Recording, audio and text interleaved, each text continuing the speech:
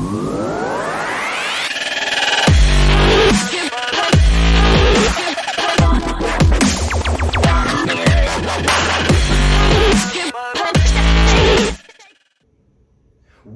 to Kyle Anthony's UFC betting show. I am Kyle Anthony, and welcome to the podcast. Welcome to the bet review show for UFC 241, Daniel Cormier versus Stipe Miocic. We're going to talk about the two free plays that we talked about here on this channel. We're also going to go over our two plays that we had on Wagertalk. Crazy night of fights, fun night of fights. I think that the main card really came through with entertainment-wise.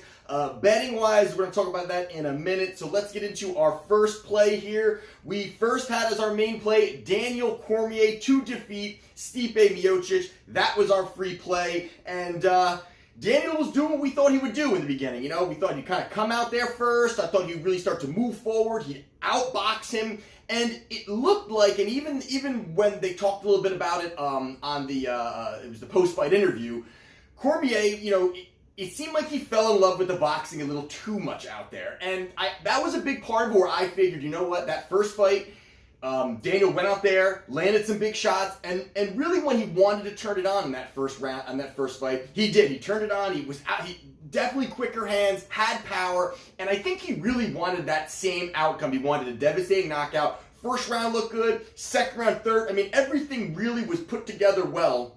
The way that Cormier was out there working, and I just kept questioning, where's the grappling?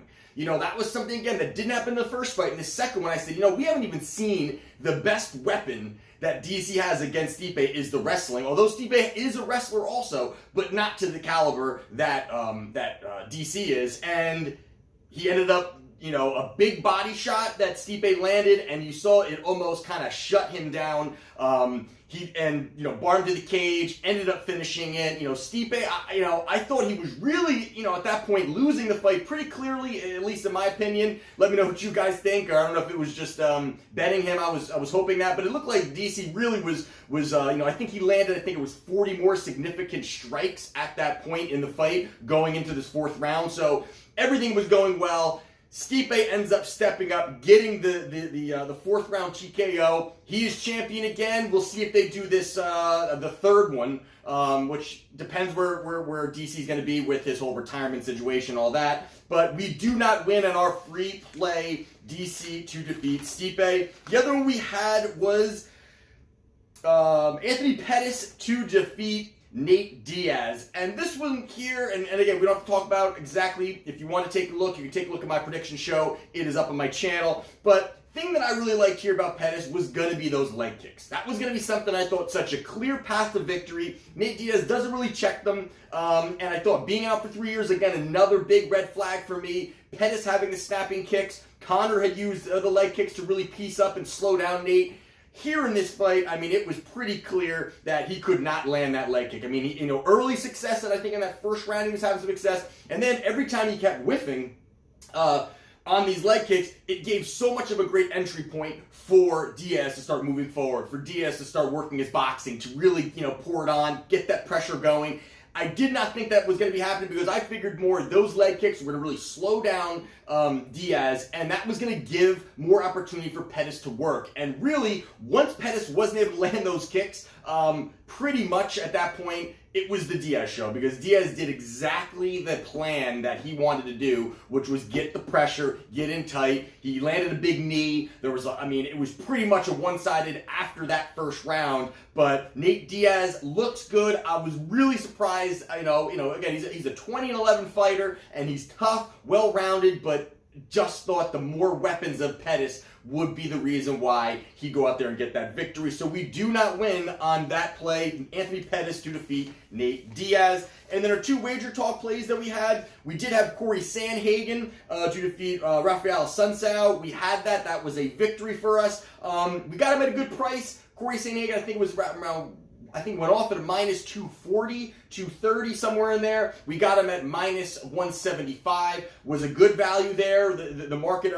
ended up getting that price up there a little bit higher. He ends up going up there. He uses his range very well. He is a slick striker, very calm, and even in tough situations, he finds himself to get out of it. I like the way that he, really kept himself out of danger pretty much that whole fight. He was very, very calculated. For a guy who's young and an up-and-comer, and the size that he has, and the lankiness that he has, and the striking that he has, he's going to be a problem in that division. So he goes out there and does get us a victory on our Wagertalk play. The other play that we had Heinrich to defeat Derek Brunson. And now this one I'm a little pissed off about, because I really, when I was looking back at these fights, I thought stylistically this was a great matchup for Heinrich. I thought he was going to go out there. Brunson's chin has been iffy. Even his wrestling has been somewhat sloppy. Altogether his striking is a little bit sloppy, and he kind of fell in love with his striking. So Brunson was striking more than he should be wrestling, and I thought that really played into Heinrich overall. That he's a great scrambler. I mean, you just see in some of those past fights he can really scramble out.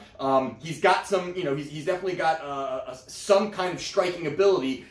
But when in this fight, the way that he fought, I thought he looked horrible. I thought Heinrich was sloppy. Even when he was on the ground, he didn't really look like he really knew how to do much. I thought he was just so overly matched. And, that first round, I think it was that first round, he looked good. And then it was Brunson. I mean, Brunson really did everything he wanted to. He implemented his game plan. So we do not get that victory. We had Heinrich to defeat Derek Brunson.